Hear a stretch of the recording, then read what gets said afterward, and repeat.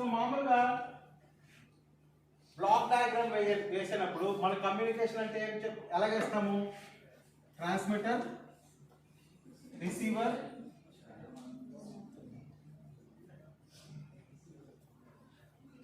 ఒక media, okay, మనకి డేటాని మనం చేస్తాము, ఇది మీడియా.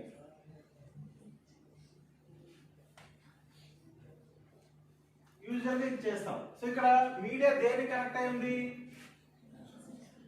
మీడియా దేనికి కనెక్ట్ అయింది? Between transmitter and receiver. యాక్చువల్గా మీడియా ట్రాన్స్మిటర్ రిసీవర్కి మధ్యలో కనెక్ట్ అవ్వదు. ట్రాన్స్మిటర్ అంటే ఏంటి? ఇట్స్ అన్ ఎక్విప్మెంట్ కదా. ట్రాన్స్మిటర్ ఒక ఎక్విప్మెంట్ ఉంటుంది, ఆ ఎక్విప్మెంట్ కనెక్ట్ అవ్వదు. కనెక్ట్ అవుతుందా? ట్రాన్స్మిషన్ ఎలా జరుగుతుంది? ఇది చెప్పారు కదా టెక్నిక్. ఏం చేయాలి? మాడ్యులేషన్ చేయకుండా ఎలాగవుతుంది? This is the basic diagram. ఏది? This is basic diagram. కానీ డెప్త్ లోకి వెళ్తే ఏమవుతుంది? ఇక్కడ ఏముంటుంది? ట్రాన్స్మిటర్ తర్వాత ఏముంటుంది? మోడల్ ఉండి తీరాల్సిందే. అర్థమైందా? This is model. అర్థమైందా? సో నౌ ఇక్కడ చూడండి, మీడియా దేనికి కనెక్ట్ అయింది? Between two models. అవునా? అర్థమైందా? సో మీరు నెట్ చేస్తున్నారు కదా, ఇంట్లో నెట్ చేసుకుంటారు కదా, మీది సిస్టమ్, ల్యాప్టాప్ ఏదైతే ఉందో సిస్టమ్, దాని పక్కనే ఉంటుంది. దేన్ని కనెక్ట్ చేస్తారు? ల్యాప్టాప్. మీ ల్యాప్టాప్ దేన్ని కనెక్ట్ చేస్తారండి? నెట్ మీరు బ్రౌజ్ చేయాలంటే వైఫై. ఏంట్రా అది? వైఫై అంటే మోడమ్. అది మోడమ్ ఉంటుంది కదా, ఆ మోడమ్ లో వైఫై ఉంటుంది. వైఫై ద్వారా కనెక్ట్ అయితే, లేదంటే RJ45 తోటి మోడమ్ కి కనెక్ట్ చేసుకుంటారు. వైఫై మోడమ్ కాకపోతే వైడ్ మోడమ్ అయితే దాన్ని క్యాట్ కేబుల్ తోటి కనెక్ట్ చేస్తారు. అవునా? ఆ మోడమ్ లేకుండా మీరు నెట్ చేయగలరా? అర్థమవుతుందా? సో అందుకే మీ ల్యాప్టాప్ పక్కనే మోడమ్ ఉండాలి, కంపల్సరీగా ఉంటుంది. ఓకే, సో ట్రాన్స్మిటర్ తర్వాత మోడమ్ ఉంటుంది, అలాగే మోడమ్ తర్వాత రిసీవర్ కనెక్ట్ అయి ఉంటుంది. బికాస్ మనం మోడ్యులేషన్ డిమోడ్యులేషన్ చేయాలి కాబట్టి. Okay, good. సో ఇప్పుడు ఇది కాదు, ఇంకా ఇంకో టెక్నిక్ మనం యూజ్ చేయాలి ఇక్కడ. ఇది ఇంకా పూర్తిగా ఇది కాదు. చూడండి, ఇప్పుడు 1 2 3 4 ఇక్కడ నలుగురు ఉన్నారు, ఇక్కడ నలుగురు ఉన్నారు. సో ఇప్పుడు ఈ నలుగురితో కమ్యూనికేట్ చేయాలి అంటే 1 ABCతో కమ్యూనికేట్ చేయాలంటే ఎన్ని ఛానల్స్ ఉండాలి? 2 3 4 మొత్తం ఎన్ని ఛానల్స్ అవుతున్నాయి? 16 ఛానల్స్ అవుతుంది. అంటే ట్రాన్స్మిషన్ సైడ్ ఒక నలుగురు ఉండి, రిసీవర్ సైడ్ ఒక నలుగురు ఉండి, వీళ్ళ మధ్యన కమ్యూనికేషన్ మనం నెట్వర్క్ ఎస్టాబ్లిష్ చేయాలంటే మనకి ఎన్ని ఛానల్స్ అవసరం అవుతున్నాయి? వైజాగ్లో ఒక 1,00,000 మంది ఉండి, శ్రీకాకుళంలో 1,00,000 మంది ఉండి, ఈ 1,00,000 మందికి కమ్యూనికేట్ నెట్వర్క్ చేయాలంటే ఎన్ని కావాలా? Is it possible? It is not possible. Okay, ఇన్ని 16 ఛానల్స్ వేయాలంటే it is very difficult. Practical it is very difficult. So అందుకోసమని మనం ఒక టెక్నిక్ మనం కనుక్కున్నాం అన్నమాట. సో ఏంటి అంటే ఇక్కడ ట్రాన్స్మిషన్ సైడ్ ఈ 4 సిగ్నల్స్ కలిపేసి ఒక సింగిల్ సిగ్నల్ గా కన్వర్ట్ చేసి, అప్పుడు నాకు ఒక ఛానల్ చాలు. I required only 1 channel. Okay, receiver end మళ్ళా డివైడ్ చేసేస్తాను 4 సిగ్నల్స్ కింద. సింపుల్ అన్నమాట. నాకు ఇప్పుడు 16 ఛానల్స్ వేయాల్సిన అవసరము లేదు. 1 channel is sufficient for me. So what is the technique called? Multiplexing. Okay.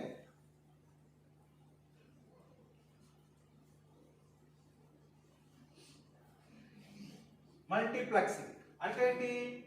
ఇక్కడ మోడమ్ కి మీడియా ఇప్పుడు ఎక్కడ కనెక్ట్ అయింది, మోడమ్ కదా, కానీ మీడియా మోడమ్ కి కనెక్ట్ అయి ఉండదు.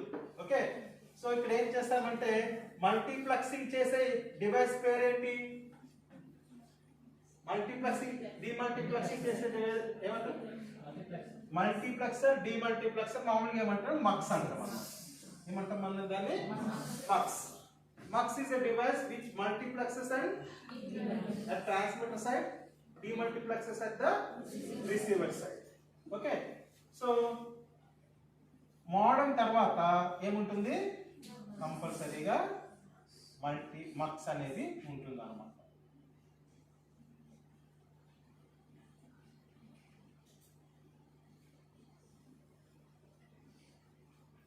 So now you see media ఎప్పుడు ఎక్కడ కనెక్ట్ అయి ఉంటుంది, బిట్వీన్ టూ మక్సెస్. గుర్తుపెట్టుకోండి, always media is connected between two mux. నువ్వు కంపల్సరీ నువ్వు నెట్వర్క్ ని ఎస్టాబ్లిష్ చేయాలి కదా. What is your job, to establish a communication network. So network ని ఎస్టాబ్లిష్ చేయాలి, మీడియా ఎక్కడ కనెక్ట్ చేయాలి,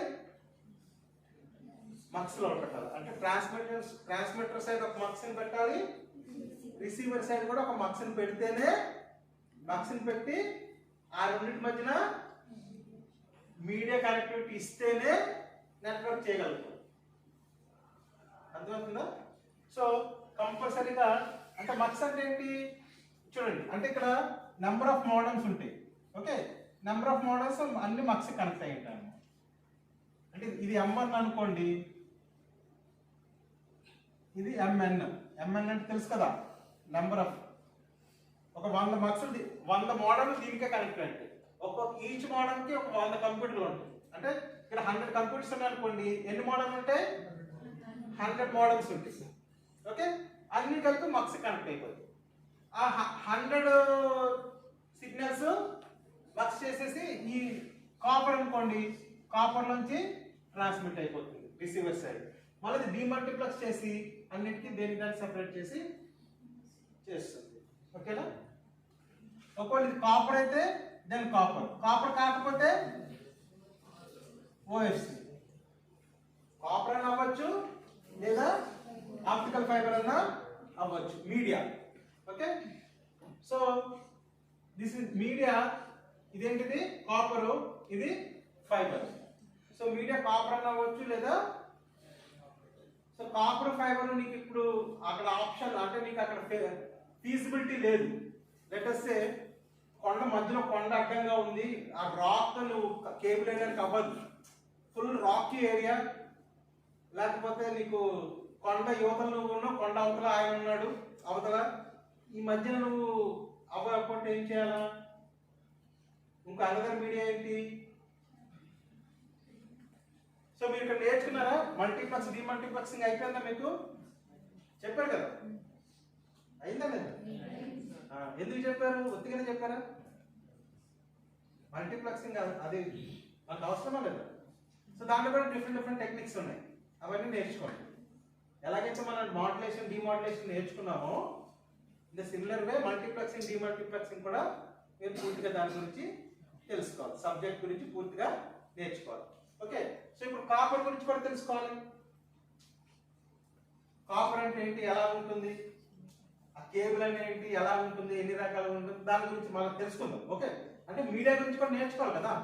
సో కాపర్ గురించి నేర్చుకోవాలి, తర్వాత ఫైబర్ గురించి కూడా నేర్చుకోవాలి. మీరు ఫైబర్ గురించి ఫైబర్ ఎలా ఉంటుంది, ఎలా ట్రాన్స్మిట్ చేస్తుంది, ఏ టెక్నిక్ యూజ్ చేస్తాము, ఫైబర్ గురించి తెలుసుకోవాలి. ఓకే, కాపర్ ఫైబర్ కాకపోతే నెక్స్ట్ ఇంకో మీడియా అంటే ఎయిర్. ఓకే, ఇప్పుడు ఎయిర్ నుంచి పంపించాలంటే ఏం చేయాలి మనకి?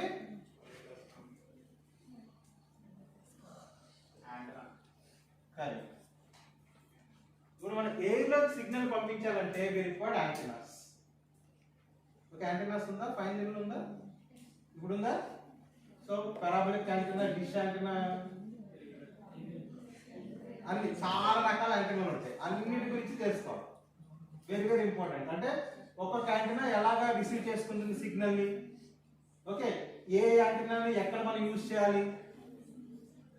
ఓకే, సో మామూలు బేసిక్ యాంటీనా అంటే యూనిపోల్ యాంటీనా అంటాం కదా, ఒక సింగిల్ ఉంటుంది, ఒకటే చిన్నగా ఉంటుంది యూనిపోల్ యాంటీనా, బేసిక్ యాంటీనా. అది ఎట్లా రేడియేట్ చేస్తుంది, సిగ్నల్ ని ఎట్లా రేడియేట్ చేస్తుంది. యూనిపోల్ తర్వాత డైపోల్ యాంటీనా, డైపోల్ యాంటీనా అయితే అలాగా చేస్తుంది. ఇంకోటి ఒక ఎర్రే ఉంటుంది, మీకు ఐడియా ఉందా?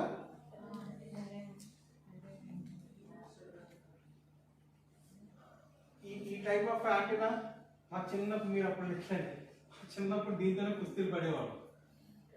టీవీ పట్టుకుని ఆ తిప్పి వచ్చిందా కింద కనబడుతుంది, పైన తిప్పాలి, ఆ తిప్పితే సిగ్నల్ అలా వచ్చేది అనమాట. ఓకే, మీకు అది లేదు. సో యూజ్డ్ ఫస్ట్ టీవీ వచ్చినప్పుడు use this type of antennas. Okay, ఏంటి యాంటీనా పేరు? Array. What is that array? ఎవరు చెప్పారు ఇక్కడ? యాగి కూడా ఎర్రే. ఓకే, సో ఇది ఒక antenna. Okay, so parabolic antenna, microwave antenna, there are different types of antennas ఉన్నాయి. ఓకే, సో వాటన్నిటి గురించి తెలుసుకోవాలి. ఎందుకు?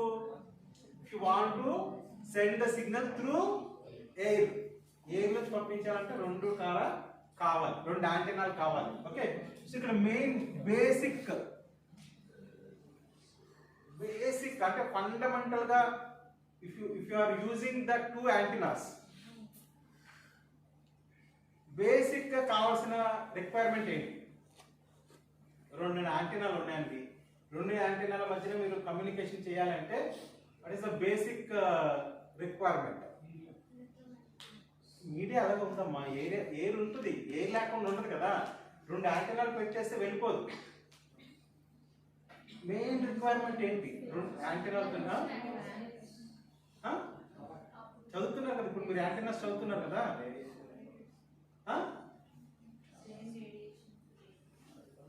సేమ్ రేడియేషన్ ఫ్రీక్వెన్సీ, అది సెకండరీ అన్న. అసలు ఫస్ట్ రెండు యాంటీనాలు ఎట్లా పెట్టాలి? Very good, fantastic. Line of sight ఉండాలి, LOS, లైన్ ఆఫ్ సైట్ ఉండాలి.